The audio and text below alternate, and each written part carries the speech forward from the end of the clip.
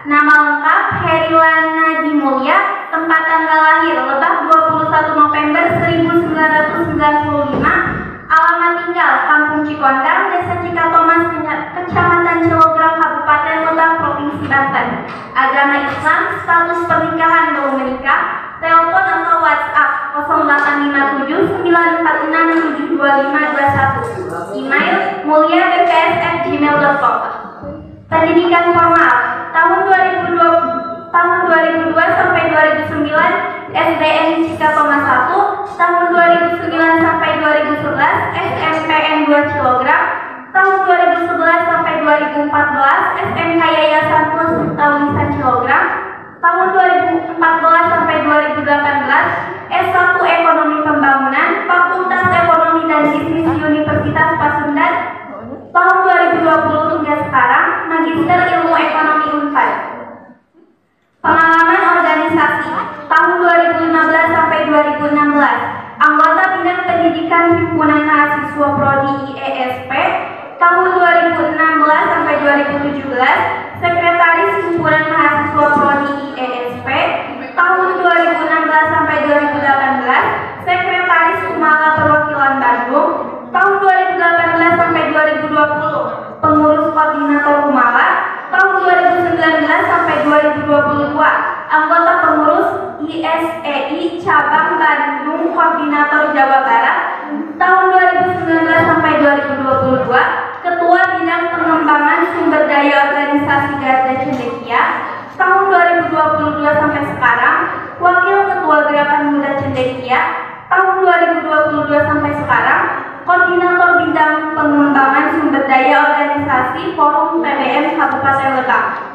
Pengalaman kerja 2018 surveyor kajian OVOP Bapeda Kabupaten Sukabumi, 2018 konsultan kajian UMKM Kota Bandung, 2019 konsultan kajian koperasi dan UMKM Kabupaten Sukabumi, 2020 konsultan kajian ketahanan pangan Kabupaten Sukabumi, 2020 konsultan kajian pemulihan ekonomi pasca COVID-19 Kabupaten Sukabumi,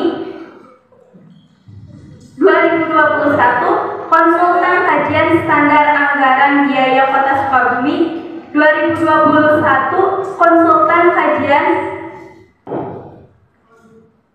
pengentasan komisi UMKM Kabupaten Tasikmalaya. Nah, itu dia sedikit daftar riwayat hidup dari pemateri. Selebihnya saya serahkan kepada pemateri. Baik, terima kasih kepada moderator yang sudah memberikan waktu dan kesempatannya. Nah, saya ingin untuk berdiri ya, biar kita lebih ya.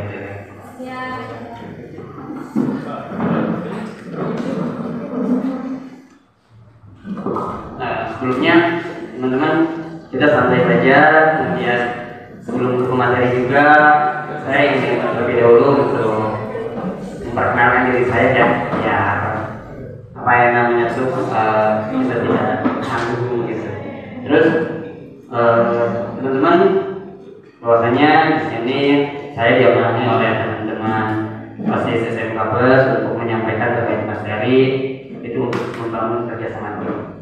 Nah, sebelumnya masih belum nanti saya mau Pak.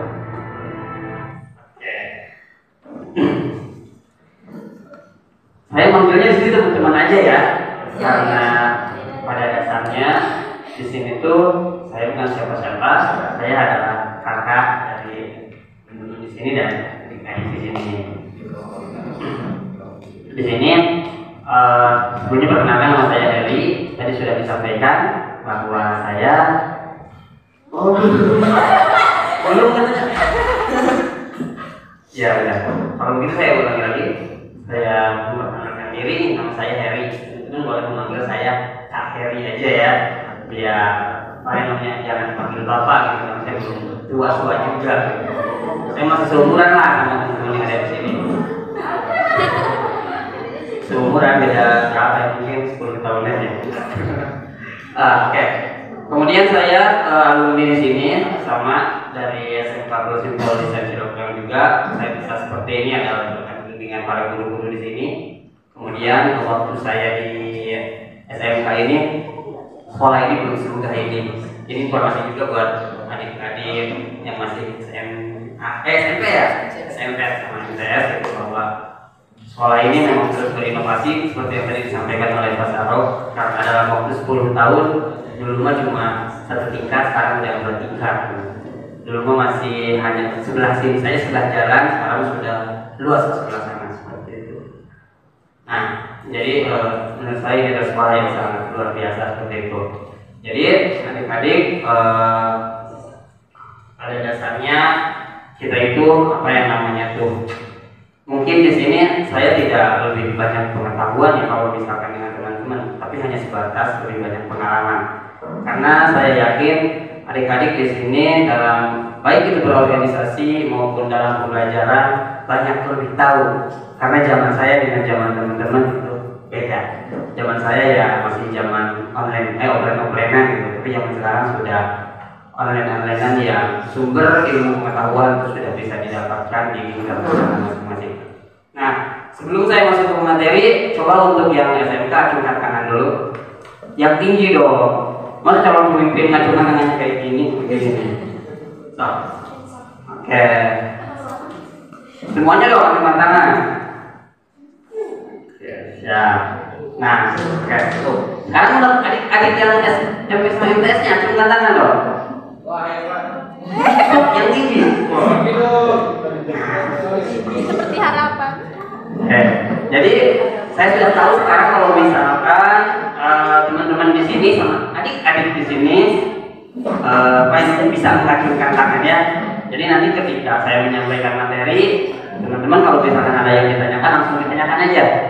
Jadi kita bentuknya diskusi saja, jangan saya secara materi menyampaikan satu arah gitu, karena teman-teman saya yakin adik-adik sama teman-teman juga kalau misalkan di kelas juga sudah banyak mendapatkan apa yang namanya tuh ilmu dan pengetahuan dari para guru di sini seperti itu. Jadi bentuknya di sini kita berdiskusi dan berdialog saja seperti itu. Nah, sebelum kita masuk ke dalam materi, mari kita terlebih dahulu menonton, karena di waktu pagi ini biasanya ataupun sama anak-anak zaman sekarang itu lebih masuk dengan cara melihat atau dengan cara menonton daripada banyak mendengarkan ya. Saya yakin teman-teman di sini banyak yang lebih banyak nonton YouTube daripada membaca berita seperti itu. Jadi lebih pastinya ini lebih banyak sering nonton daripada membaca. Menurut pengetahuan teman-teman, untuk zaman era sekarang ini lebih banyak dari tontonan daripada bacaan. Jadi mari kita saksikan terlebih dahulu terkait apa sih itu kerja tim, karena pada pagi hari ini kita akan berbicara soal bagaimana cara membangun tim yang solid, cara membangun tim yang baik. Jadi silakan untuk diputar terlebih dahulu, diperhatikan ya.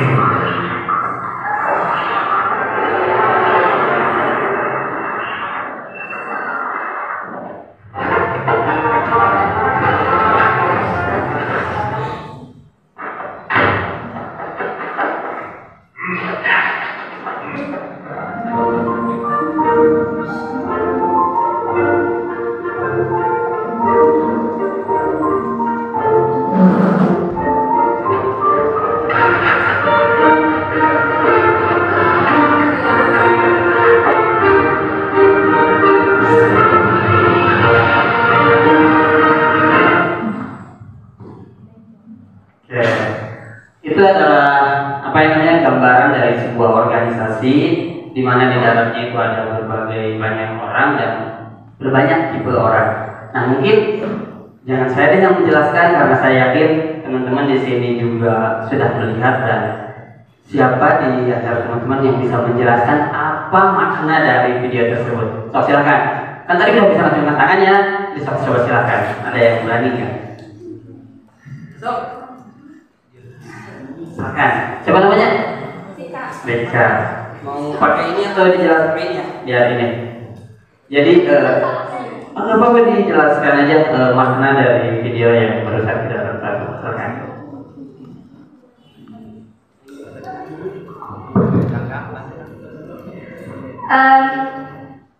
Selamat siang.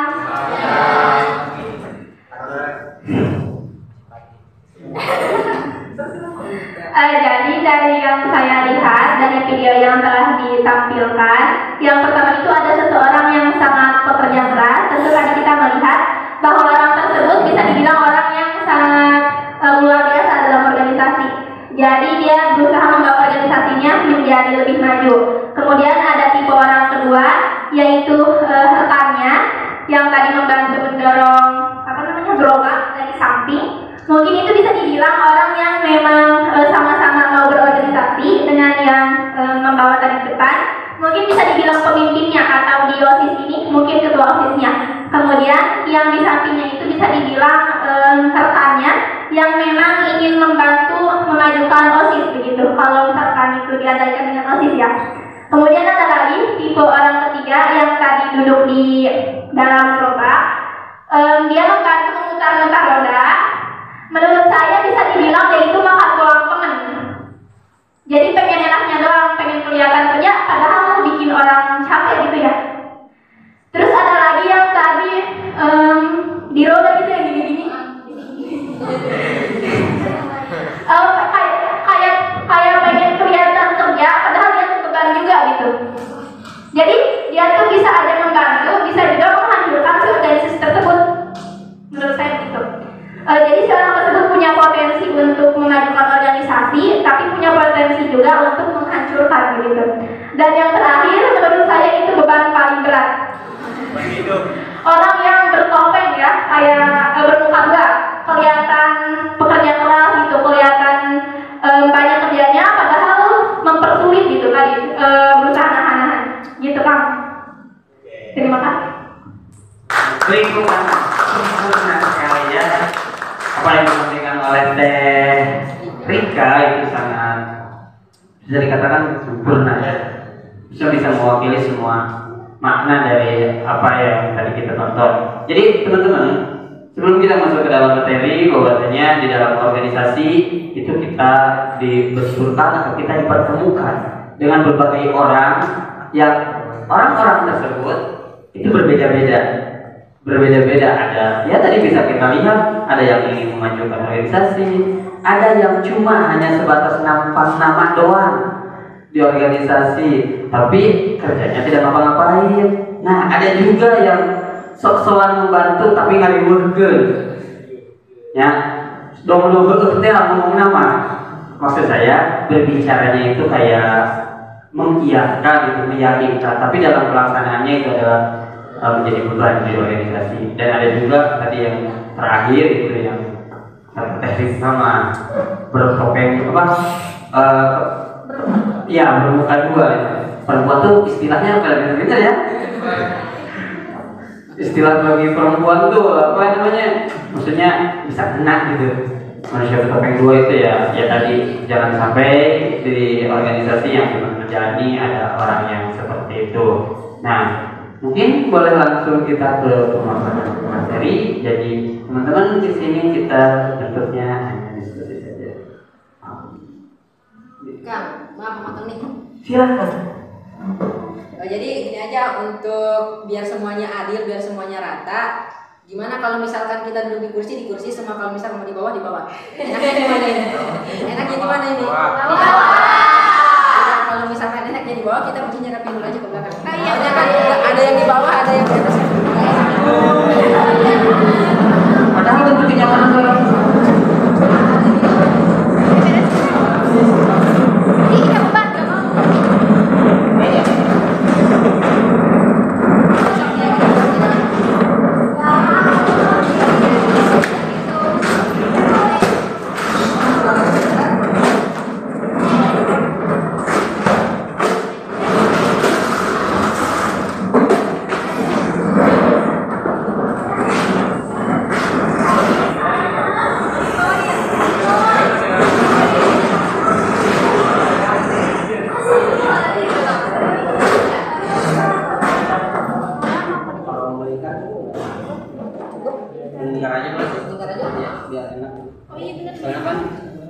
yakin sih ada yang pengen senderan, ada yang pengen tatap-tatapan gitu.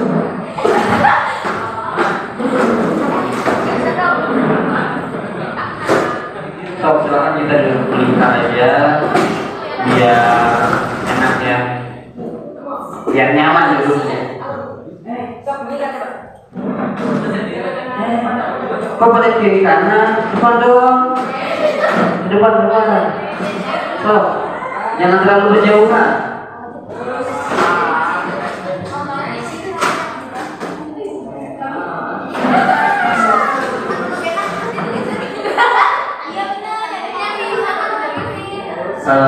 Bukan.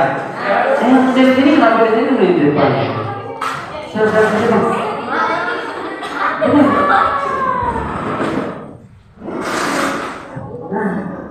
Ini kan lebih enak ya, lebih jelas. Yang gantengnya kelihatan ganteng, yang cantiknya kelihatan cantik, adik-adiknya juga yang imut-imut kelihatan imut.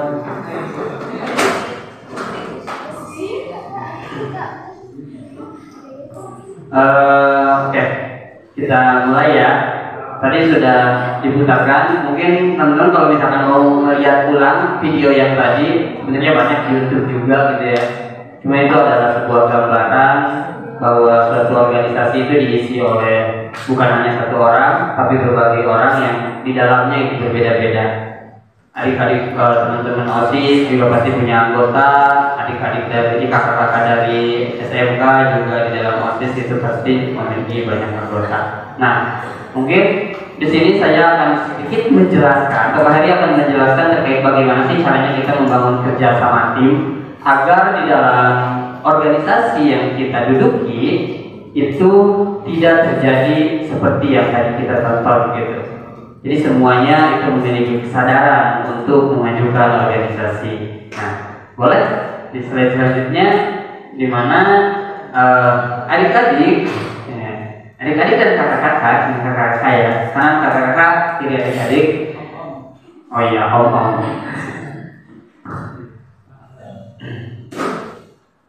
Nah, di sini teman-teman bisa lihat bahwa tim itu adalah sebuah kelompok yang di dalamnya itu bekerja sama-sama untuk mencari tujuan bersama. Nah, yang disebut dengan tim adalah orang yang bekerja bersama-sama untuk mencapai tujuan bersama. Sekarang pertanyaannya, kalau misalkan di dalam kelompok tersebut ada orang yang ikut di dalam organisasi tapi dia tidak ingin bekerja sama, itu termasuk ke dalam sebuah tim atau bukan? Termasuk sebuah izin jawab. Termasuk sebuah tim namun tidak dianggap.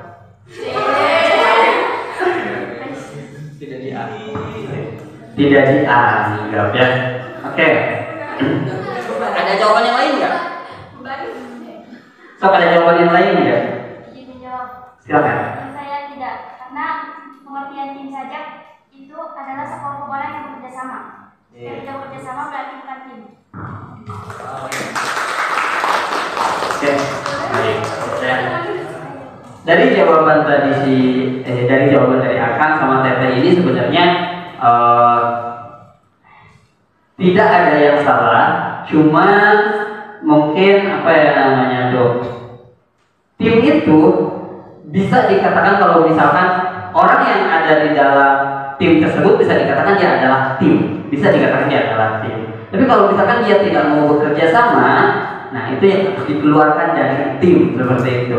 Jadi apa yang disampaikan si Teteh tadi ya, itu adalah suatu hal yang benar, bahwasanya kalau misalkan kita mau masuk ke dalam atau kita termasuk ke dalam tim tersebut, kita harus mau bekerja sama gitu. Kita harus mau bersama-sama memajukan organisasi.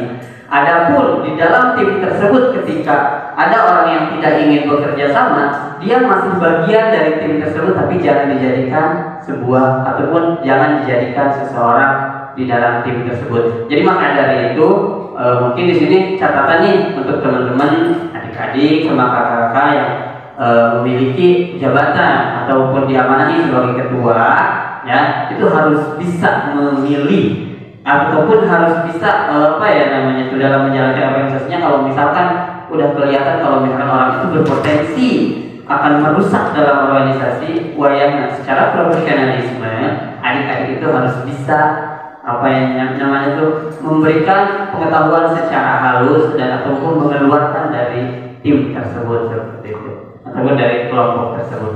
Boleh langsung lanjut ya.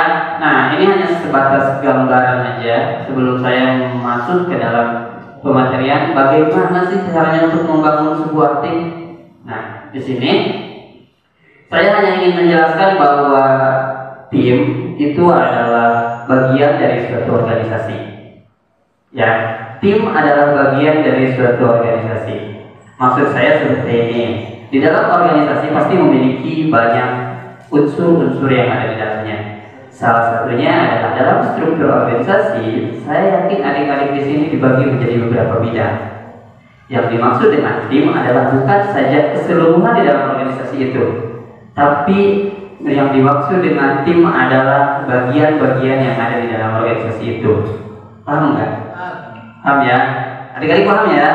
Kalau misalkan di dalam teman-teman OSIS ini misalkan contohnya, pasti di bawah di tataran OSIS itu ada ketua bidang A, ketua bidang B, dan ketua bidang A itu memiliki timnya sendiri.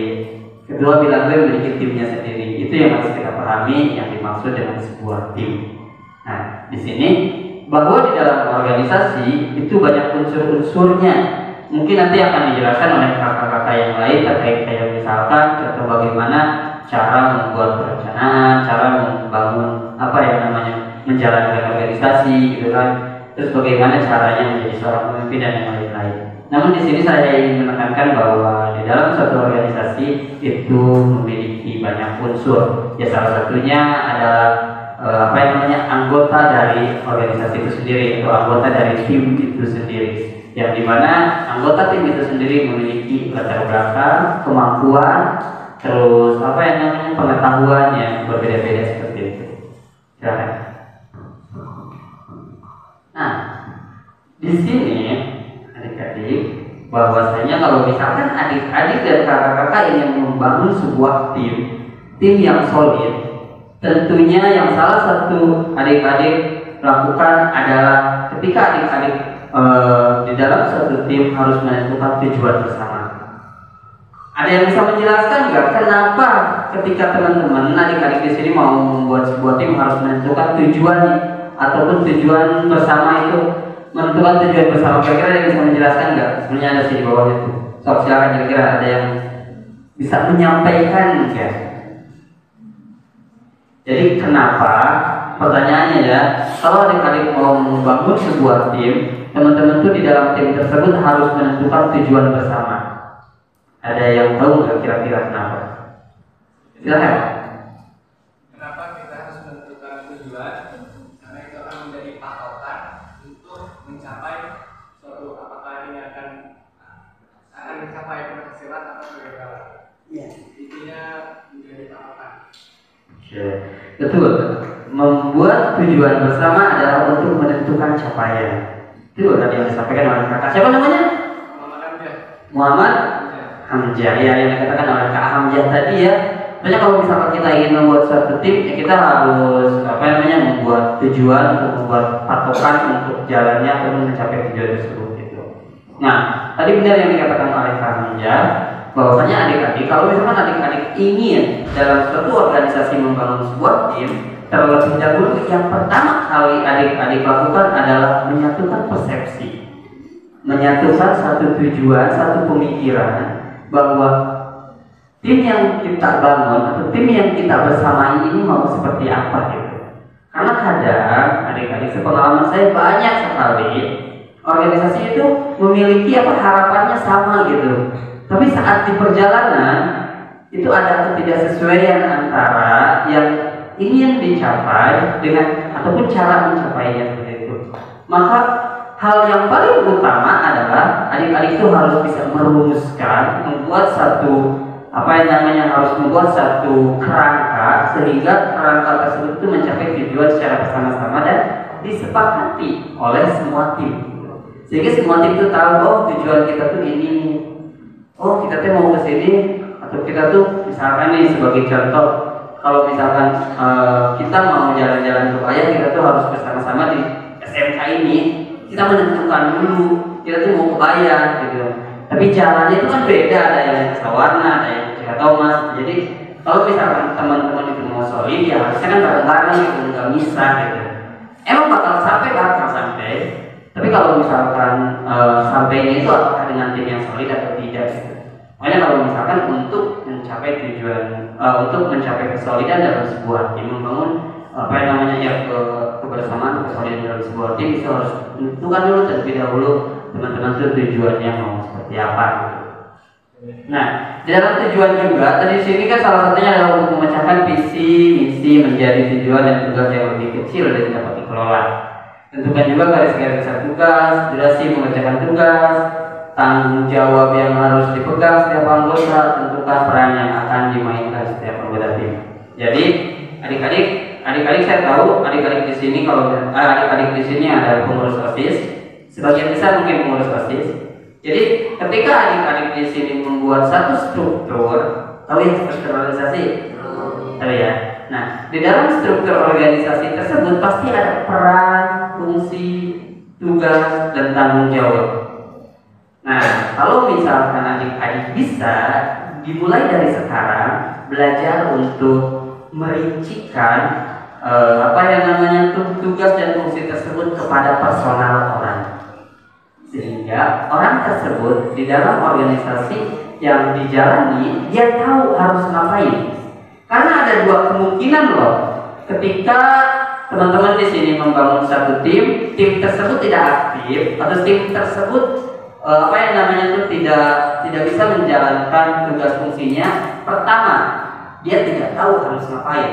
Jadi orangnya tersebut yang merasa kebingungan, saya tuh harus ngapain, kerjanya apa. Yang kedua adalah tipe orang yang terakhir atau yang ketiga keempat lah. Dia cuma hanya ingin numpang nama tapi tidak mau bekerja, atau malah dia hanya ingin mengkisruhkan aja di dalam organisasi itu karena dasar mungkin tidak suka seperti itu. Jadi kita harus bisa meminimalisir yang pertama ya. Maksudnya yang pertama itu adik-adik harus tahu dulu ketika adik-adik di sini masuk dalam satu organisasi menjalankan kerangka kerja OSIS, tahu apa yang mau dilakukan di setiap bidang ataupun di setiap bidang ya di sini. Ya, disebut di setiap bidang dalam organisasi. Jadi tadi itu untuk membangun sebuah tim harus menentukan terlebih dahulu tujuan bersama untuk mencapai satu tujuan yang diharapkan dalam pengurusan seperti itu.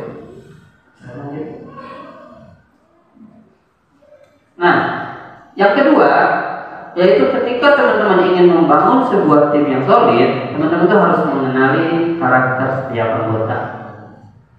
Ya, jadi satu sama lain itu harus saling kenal gitu. Itu pepatah mengatakan tak kenal maka tak sayang. Berbicara sayang aja rame, adik-adik di sini.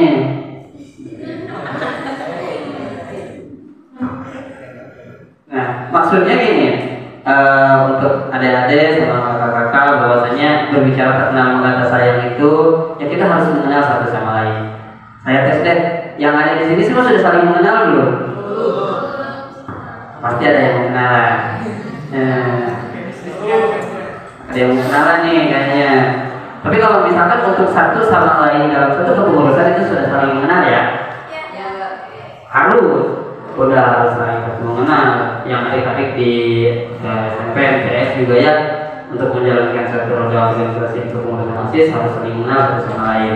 Apalagi ketua OSIS itu harus tahu loh siapa aja anggotanya, nama-namanya, kalau misalkan kesibukannya itu apa saja gitu. Karena setiap orang itu tadi bahwa setiap orang memiliki latar belakang yang berbeda, jadi kita memang harus tahu karakteristik, kita harus tahu karakter satu sama lain untuk kita itu saling memahami.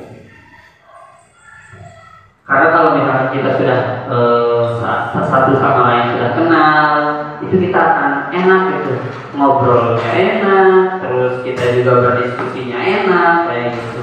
Itu akan chemistry-nya lebih dapat sih. Hubungan emosionalnya juga lebih enak seperti itu. Maka dari itu untuk membangun satu tim yang solid, teman-teman itu harus saling mengenal satu sama lain. Ya, makanya harus mengenal satu sama lain. Ingat ya, itu harus saling mengenal. Yang kedua, selain dari tadi, yang pertama adalah membangun atau membuat tujuan bersama, teman-teman juga harus mengenali karakteristik setiap anggota ataupun rekan kerja kita gitu. Itu harus kita lanjut. Nah, yang selanjutnya yaitu selain kita tadi sudah saling mengenal satu sama lain, kita juga harus saling rajin berkomunikasi, ngobrol dengan rekan satu tim. Ya. Sebenarnya sih dalam untuk membangun satu tim itu ada di dalam diri teman-teman masing-masing.